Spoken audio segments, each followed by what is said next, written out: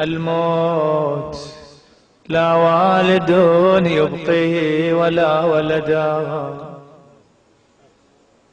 دير بالك على صلاتك، دير بالك على صومك، دير بالك على علاقتك بمحمد وآل محمد، دير بالك على زيارتك.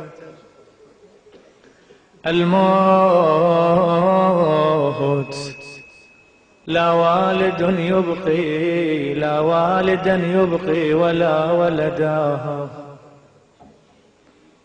هذا السبيل إلى أن لا ترى أحدا. صح لو لا؟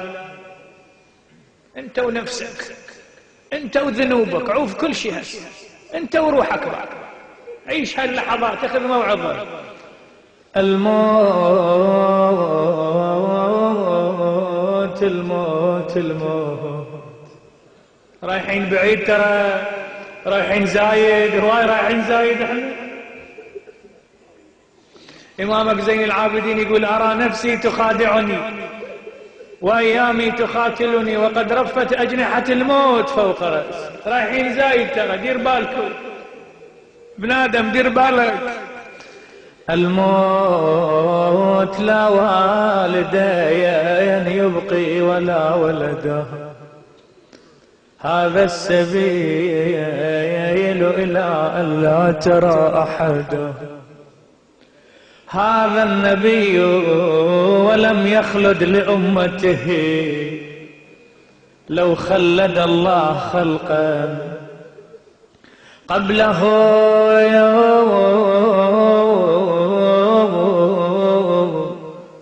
خلدا. للموت فينا سهام غير خاطئة، للموت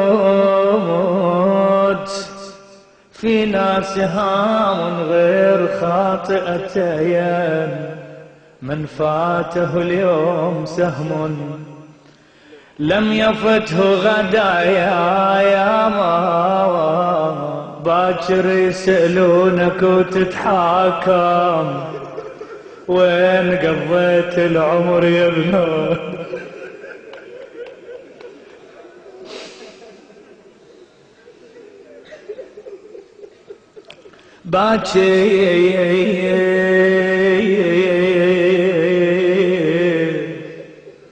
باكر يسألونك وتتحاكم، وين قضيت العمر يا ابن آدم؟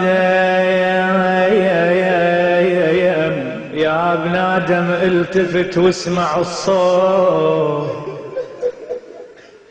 يا ابن آدم التفت واسمع الصوت. لا تغرك ولد واموال وبيوت. اش ما يا تريد تعيش تاليها تموت، وتدري ملك الموت ما يتفاهم. باكر يسألونك وتتحاكم، وين قضيت العمر؟ العمر يمشي وهاي ساعاته تنوب. وين النهار؟ وين البارحة؟ صارنا 3 أيام نقرأ. العمر يمشي وهاي ساعاته تنوب، وانت يومية بأمل باكر أتوب. شنه رايك تحط لذنوبك ذنوب؟ شنه رايك تحط لذنوبك ذنوب، ورايد حمولك بعد تتراكم. الموت ما تعلم بيا ساعة يجيك، وحصتك تخلص بعد وشلون بيك.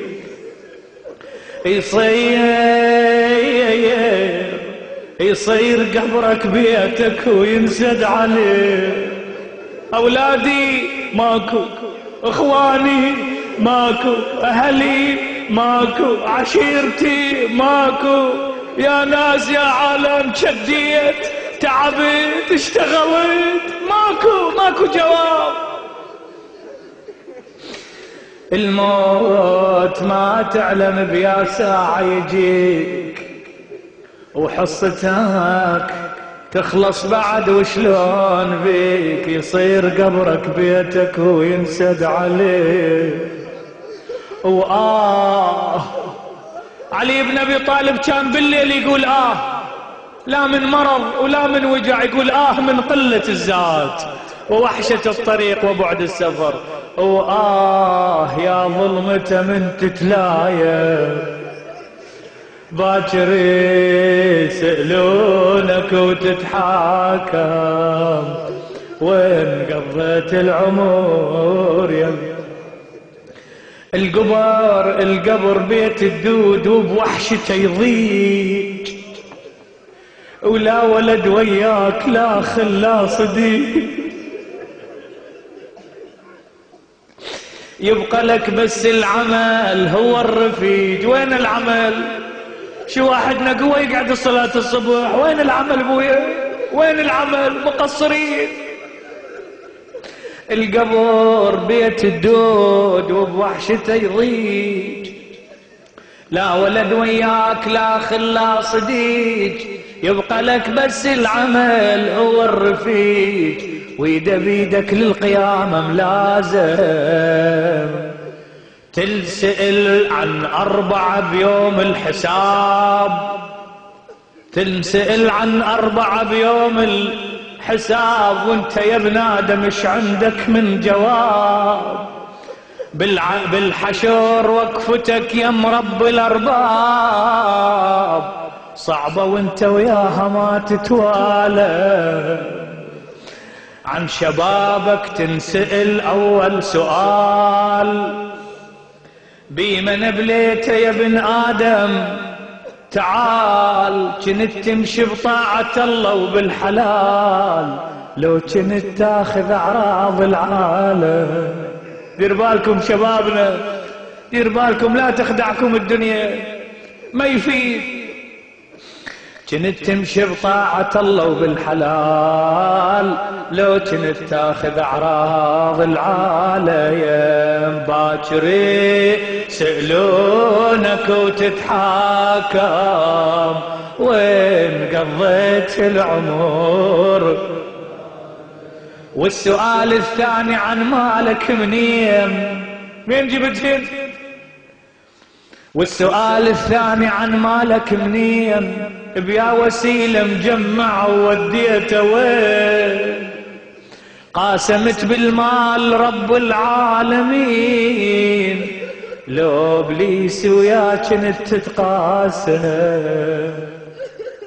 لو ان مالك من جمع من الحرام اقرأ يا ابن آدم على الرحمة السلام. الله ما يرحم الكل قلبه حرام، الله ما يرحم الكل قلبه ظلام. الله يرحم ناسنا تتراحم. باكر يسألونك وتتحاكم وين قضيت العمر. لو حلال المال في حلالها حساب وفي حرامها عقاب. لو حلال المال يا المالك كثير هم عليه تنسأل وقبالك يصير.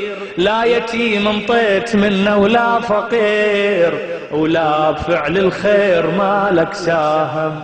يا ابن آدم ثالث الأسئلة يكون بمن افنيت العمر وانقضى شلون. على الظالم كنت للمظلوم عون لو ويا الظالم كنت تتسالم. والسؤال الرابع افتح قلبك وعقلك وروحك. والسؤال الرابع قطع النياط. والسؤال الرابع قطع النياط. ويا أهل البيت عندك ارتباط.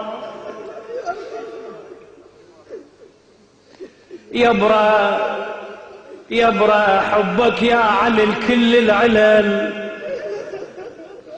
يبرى وتسير الجنح دوما بيك. يبرى يا علي لا تتبرى مني بيوم. يبرى الأبو عن ابنه والأخ عن أخي. والسؤال الرابع قطع النياط ويا أهل البيت عندك ارتباط. لو قلت ما عندي تهوى من الصراط وراسك يظل بالصخر يترادم. لو كنت صك ولايتهم تحوز، دير بالك على الولاية، لو كنت صك ولايتهم تحوز عالصراط وشدته مأمن تجوز. ما تطب للنار بالجنة تفوز حيث يشفع لك نبينا الخاتم. باكر سألونك وتتحاكم وين قضيت العمر.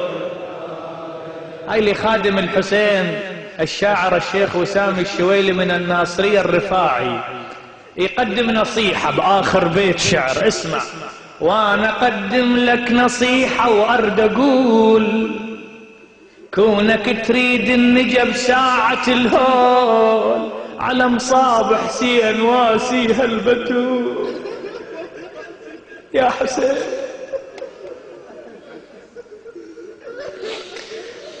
وانا اقدم لك نصيحة وارد اقول كونك تريد النجا بساعة الهول على مصاب حسين واسيها البتول. ودوم خلك حاضر بهالماتم. باكر سألونك وتتحاكم وين قضيت العمر يا ابن آدم. صلوات بي على الأصوات.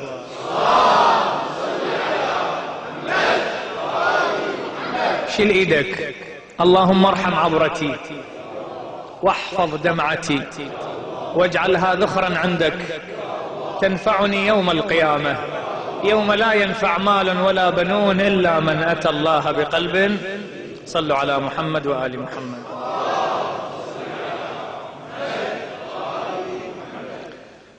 قال رسول الله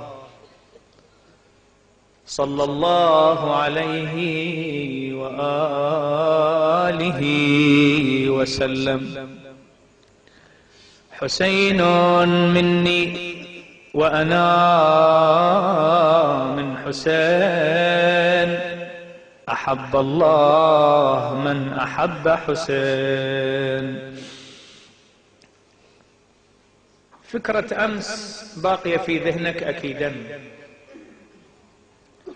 نكملها الليلة إن شاء الله تعالى حتى نخرج بنتيجة مع محمد وآل محمد للموعظة. إخواني،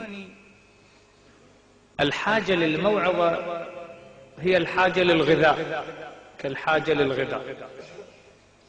الإنسان لا يستغني عن الغذاء، لا تستمر حياته، يحتاج الغذاء دوما ولا يقاوم بدون غذاء.